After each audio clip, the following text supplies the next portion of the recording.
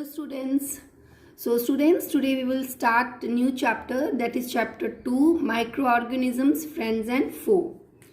Now, what do you mean by microorganisms? Okay, first of all you tell me, what do you understand by organisms? What is the meaning of organisms? Organisms in biology means any living creature. Anything living creatures are called as organisms. You cannot call table, chair, board, chalk, duster, bag as organisms. So living things are called as organisms. And what do you mean by micro? Micro means very small. So what is the meaning of microorganisms?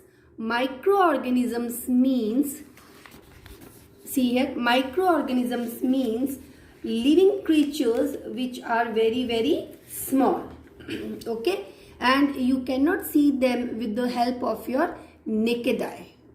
Understood? You need some magnifying instrument to view them, like microscope. You can see them sorry you can see them only under the microscope or a magnifying glass, but very small organisms, those organisms which are very small, can be viewed only under the microscope. Microorganisms are living organisms and they perform all the characteristics, or they have all the characteristics of a living organisms. What are the characteristics of living organism? They need food, they respire, they excrete, they reproduce. Okay, so they move. So all these characteristics these microorganisms also have, though they are very small. Some are one cell, some are multicellular, but they are living organisms, so they perform all the life processes.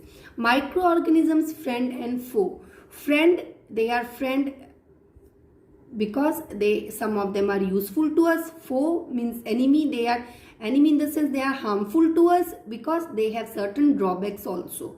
Okay, so now let us start today's chapter. Let us start the chapter, that is, many living organisms are present in soil, water and air around us. Some of these organisms are so small that we cannot see them with magnifying glass. This all I have just explained you. So these microorganisms are present everywhere, in air also, in soil also, in water also, everywhere. Okay, whatever, table also they are present in chair also, board, everywhere they are present. But the thing is this, ki you cannot see them because they are very small. Okay, though we cannot see these microorganisms, but we are aware of the presence. How you are aware of the presence of microorganisms? Because they perform certain actions like spoiling our food. Okay, so sometimes when you keep the food outside for a long time, it gets spoiled. So this is done by the action of certain microorganisms. Okay, they cause certain diseases in us. Okay, the diseases which generally the microorganisms causes, like common disease is common cold. Common cold is caused by a microorganism virus. So they spoil the food, they cause diseases in us. So in that way these microorganisms are harmful to us. So though we cannot see microorganisms, but we are aware of their presence due to the actions, through their actions like spoiling of food, they cause certain diseases. Okay, so some of the, in that way you can say some of the microorganisms are harmful to us. Okay, like there are certain bacteria, fungi which are bad or which may be harmful to us, but some of them can be useful to us also. So what I mean to say is this, ki microorganisms can be harmful and can be useful. Some microorganisms are harmful to us, some are useful to us, and we are aware of them due to these actions. Okay, microorganism may cause disease in humans, animals and plants. Okay, now the diseases like common cold, underline, malaria, skin infections, typhoid, tuberculosis, tetanus, cholera, measles, chickenpox, smallpox, AIDS are all caused by various types of microorganisms. All these diseases are caused by microorganisms, and you know that these diseases are not they are serious diseases. Okay, so this all is caused by the microorganisms. Okay, some microorganisms grow on food and cause of food poisoning. Now I will ask one question from you, and please WhatsApp the answer to me. Can you tell me the latest disease, highly infectious disease which is caused by a microorganism, virus? Just tell me the answer. Just WhatsApp the answer if you know. Now these are the harmful effects of the microorganism. That is, they cause disease, they spoil the food, and if they spoil the food, then they can, and if you consume that food, then it can cause food poisoning.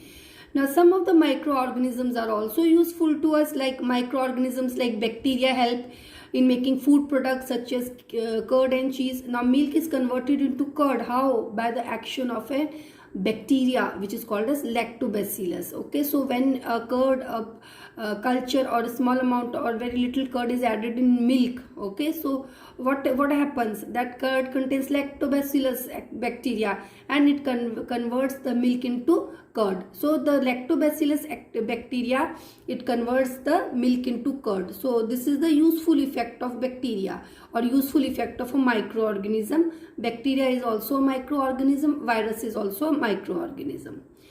Microorganisms are also useful in making bread, cakes, pastries, alcohol, acetic acid. Okay, so this is also one of the use of microorganisms, that they help in making bakery products. Okay,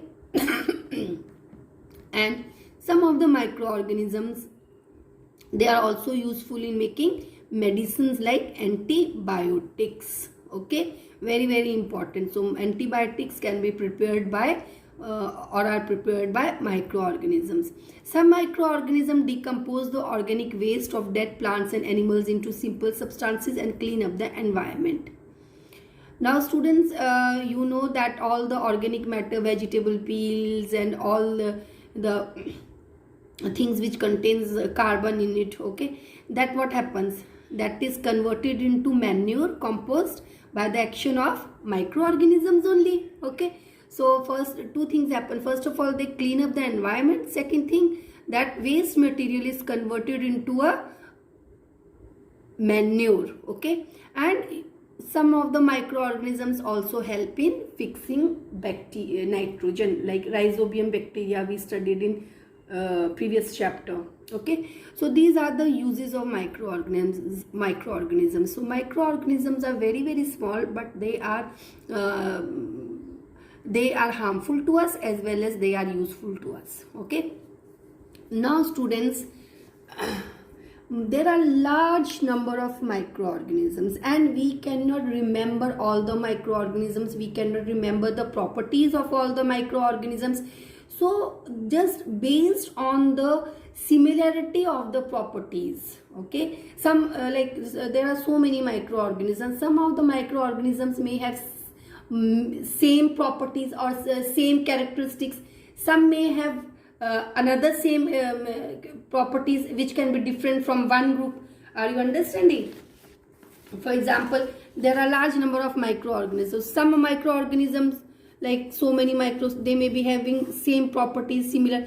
Another, they must be having same properties, but the microorganisms of this may be different from this. Okay, so another must be having similar properties. So based on the similarity of the properties of the microorganisms are divided into 5 main group, and these are those 5 main group. I hope you can see.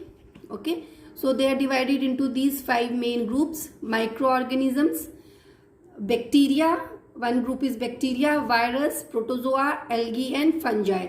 So these are the 5 broad categories in which the microorganisms are divided depending on the similarity in the properties. All the bacteria, the properties will be similar. Most of the properties will be similar. Then another group of microorganism is virus. Here also most of the properties will be similar, but the properties of virus will be different from bacteria. Properties of virus will be different from protozoa, algae and fungi. They are also microorganisms. Now spelling of protozoa, I am sorry, it is O here. Okay, now, or protozoa. Okay, so this is protozoa. Now the properties of all the microorganisms which belong in this group protozoa will be similar, but these will be different from other groups. I hope it is clear to you. So microorganisms, they are divided into how many groups? They are divided into 5 groups: bacteria, virus, protozoa, algae and fungi. Okay, now students, now these are the bacteria is the group which contains large number of bacterias. Okay, but single bacteria is called as bacterium. It is given here, please see here. Single bacteria is called as bacterium, one bacteria. Same way, virus is a group name given to large number of viruses.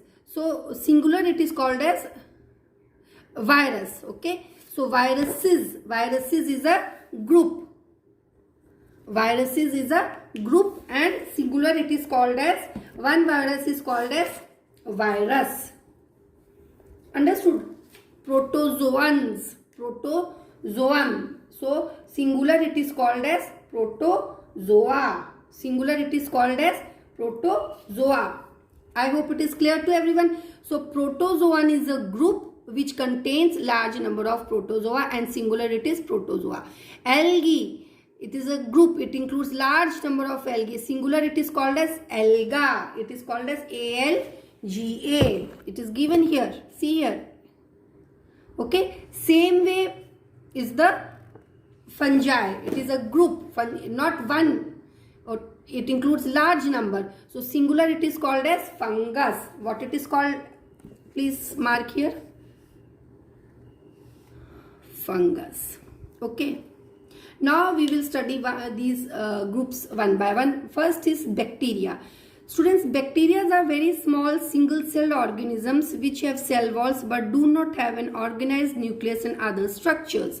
What do you mean by cell wall?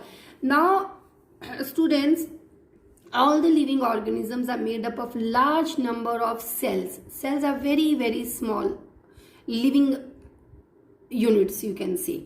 So all the living organisms are made up of cell.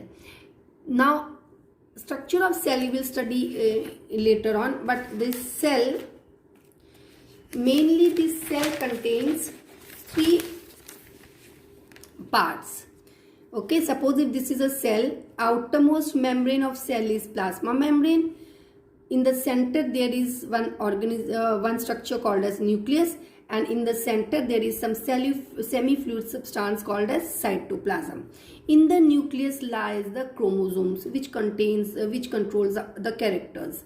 Just remember that much. Okay, now understood. Now these 3 things, plasma membrane, nucleus and cytoplasm, these are the basic things which is present in the cells of all living organisms, whether they are microorganisms, whether they are plants, whether they are animals, but these 3 things are present in all the living organisms. But in some living organisms, some additional structures are also present which are not present in other living organisms. For example, in plant cell.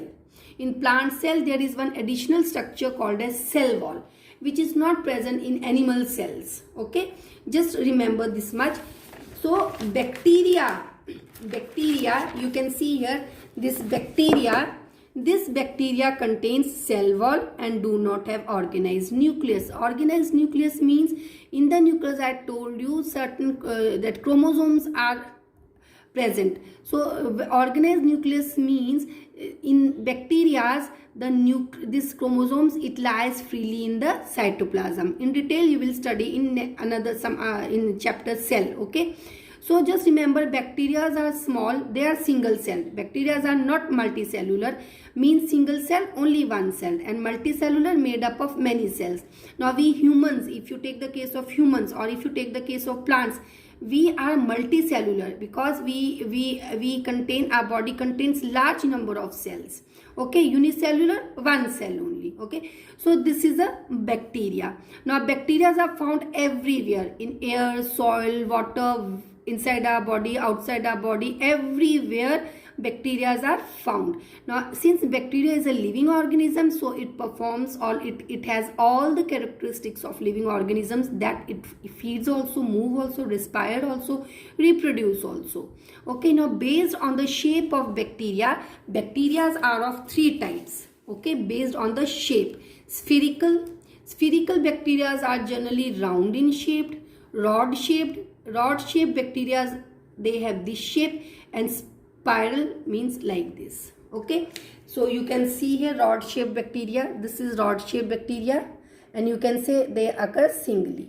Okay, and this is spiral shape. I hope it is clear to everyone. Here you can see spherical bacteria, rod shaped, and spiral bacteria. Now students, two common examples of bacteria, lactobacillus and rhizobium.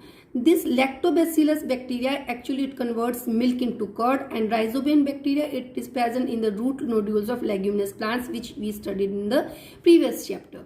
Some of the bacteria are useful in helping and help in making food, okay, like curd. Some nitrogen fixation and decomposition of organic matter, this I told you before. Now rhizobium, it helps in nitrogen fixation, and lactobacillus, it helps in making curd from milk. Okay.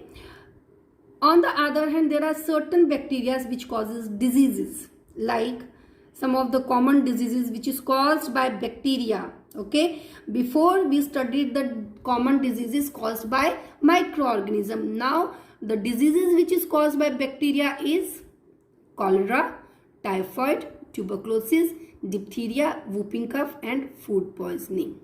Okay, so these are the diseases which are caused by bacteria. So we will do till here only. Now please mark questions for homework. Students, open page number 39. So question number 1, name the instrument which is needed to see the microorganisms. Question number 3, what are the major group of microorganisms? Question number 4, name any two diseases caused by bacteria. Open page number 40. In page number 40, question number 40, C, microorganisms can be seen with the help of dash. D, cholera is caused by dash. Okay, then you open page number 42. In page number 42, question number 91, after consuming a dish of mutton, a person complained of nausea, vomiting, diarrhea, and pain in the abdomen. A part, what type of disease is he suffering from? What causes this disease? Okay, so these are some of the questions, okay, which you will do in homework. Rest we will do in next class. I hope it is clear to everyone nicely. So thank you students.